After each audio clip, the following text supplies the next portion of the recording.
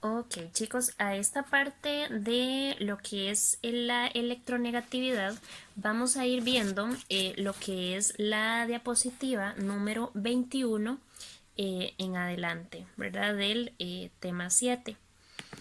Nosotros, pues, por cuestiones como de tiempo, en el tema pasado no hicimos cálculo de electronegatividad, pero en esta parte es bastante más sencillo de ver y no quiero como ahogarlos mucho con esta parte de la teoría, ¿verdad? Por ejemplo, lo que viene en la diapositiva número 21, pero sí vamos a aprender qué es electronegatividad.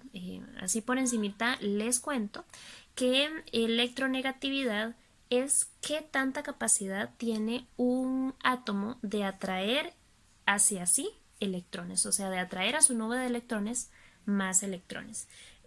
Tenemos de manera general un comportamiento de electronegatividad en la tabla periódica. Entonces por aquí tengo una tablita periódica. El elemento más electronegativo de la tabla periódica es el flúor, exactamente acá en el grupo 7A. Entonces, el flúor es el elemento más electronegativo de todos. El menos electronegativo lo encontramos por acá. Ajá, es el francio y él se encuentra en el periodo 7, o sea, en la línea 7 de la tabla periódica. Este es el menos electronegativo y por acá tenemos el flúor que es el más electronegativo. Por este acomodo o por esta relación que tenemos en la tabla periódica, que ustedes saben que el acomodo pues tiene todo un estudio y tiene toda una concordancia, también hablando de lo que es electronegatividad, se comporta de la siguiente manera en la tabla periódica. Los elementos que se vayan acercando al flúor van siendo cada vez más electronegativos. En este sentido, en el sentido horizontal y también en el sentido vertical. Entonces, entre más cerca del flúor, más electronegativo. Esto quiere decir, si por ejemplo comparamos el potasio con el zinc está más cerca del flúor, entonces el zinc es más electronegativo que el potasio, por ejemplo. Ahora, si comparamos, por ejemplo, al astato y al bromo, el bromo se encuentra más cerca por el hecho entonces del bromo encontrarse más cerca del flúor que el astato, entonces quiere decir que el bromo es más electronegativo que el astato, ¿verdad? Ahora vamos a verlo entonces que la electronegatividad aumenta en este sentido, o sea, entre más nos acerquemos al flúor, yendo hacia la derecha en la tabla periódica, y entre más vayamos subiendo en la tabla periódica verticalmente acercándonos hasta el flúor. Ahora, ¿qué creen? Bueno, también la electronegatividad le va a pasar todo lo contrario conforme nosotros nos acerquemos al francio. Entonces, conforme nos acerquemos al francio de manera horizontal hacia la izquierda, los átomos van a ir siendo menos electronegativos y conforme vayamos descendiendo acercándonos al francio van a ser los elementos más electronegativos. Entonces esa es o eso es como medir la capacidad de qué tantos electrones esos elementos pueden atraer. Ahora hay algo muy importante y esto me voy a detener porque quiero que vean un momento la diapositiva número 22. Ahora, cuando nosotros hablamos ya de moléculas que tienen formas tridimensionales, vamos a ir dibujando vectores, ¿ok? O vamos a ir dibujando flechas para ver en dónde tenemos una molécula polar y una molécula no polar que hemos venido hablando una y otra vez a lo largo del curso. Entonces, vemos que en la diapositiva número 22 tenemos la molécula del agua. Tenemos al oxígeno y tenemos a los dos átomos de hidrógeno. Si nosotros comparamos la posición del hidrógeno y la posición del oxígeno, el oxígeno va a ser mucho más electronegativo que el hidrógeno. ¿Ok? ¿Por qué?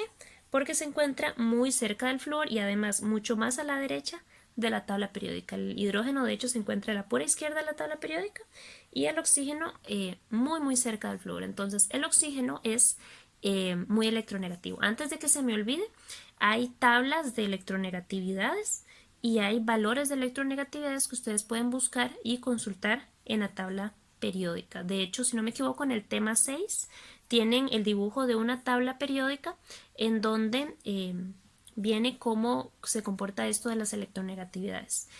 No siempre, por supuesto, se cumple, hay algunas excepciones, entonces pueden solicitar esa información en internet y también en estas tablas.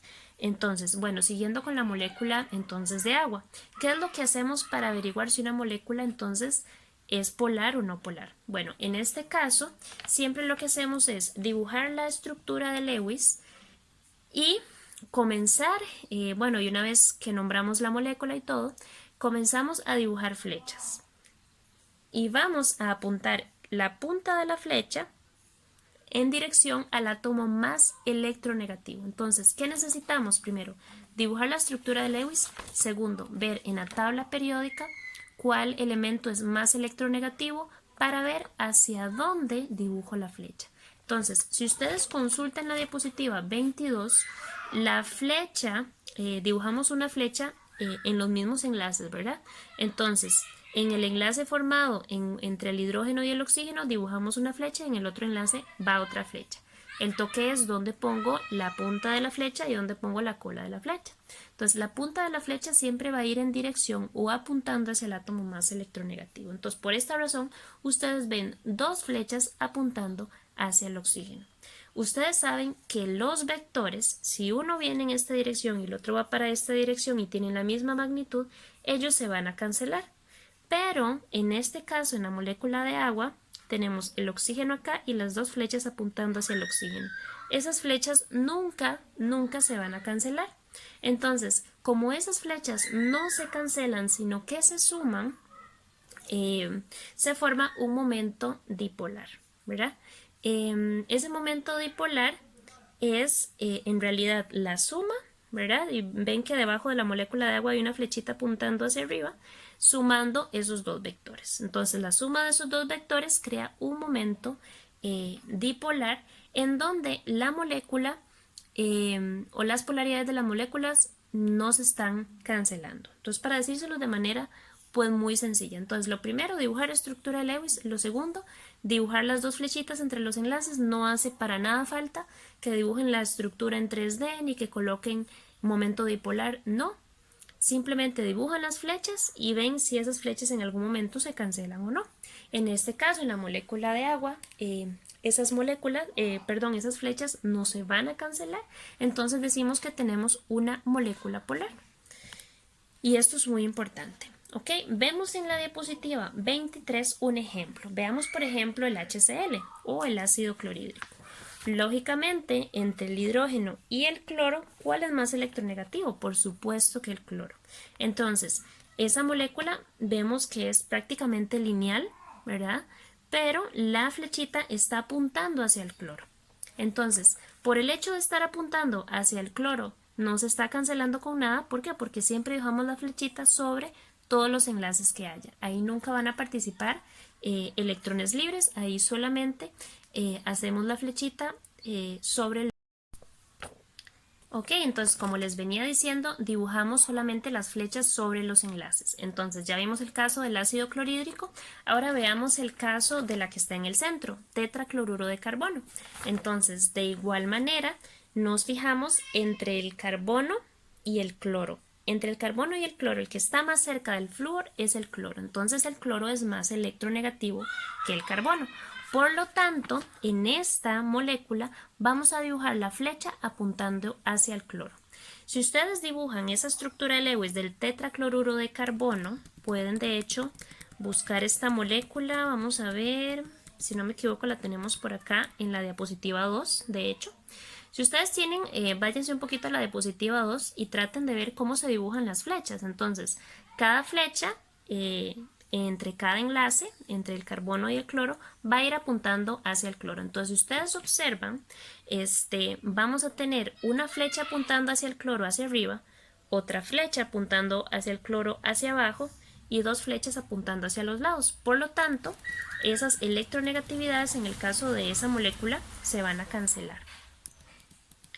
Vemos el siguiente ejemplo, por ejemplo el NH3, que es el amoníaco, Y si podemos dibujarla plana y todo, podemos, si quieren, dibujar la estructura de Lewis y vemos que cada flecha va a ir apuntando hacia el nitrógeno, entonces por lo tanto las electronegatividades no se cancelan.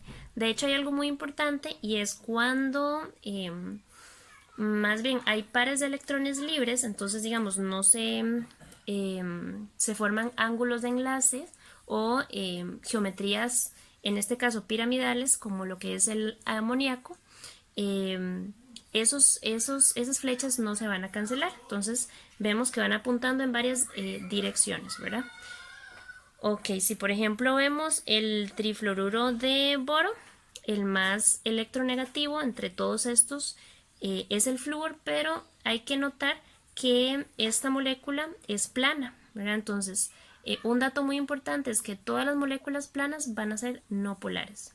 En el caso del último ejemplo que tenemos por ahí, el más electronegativo es el cloro, entonces la flecha apunta hacia el cloro, entonces los vectores pues por ahí no se van a cancelar, entonces por eso decimos que esa molécula es polar.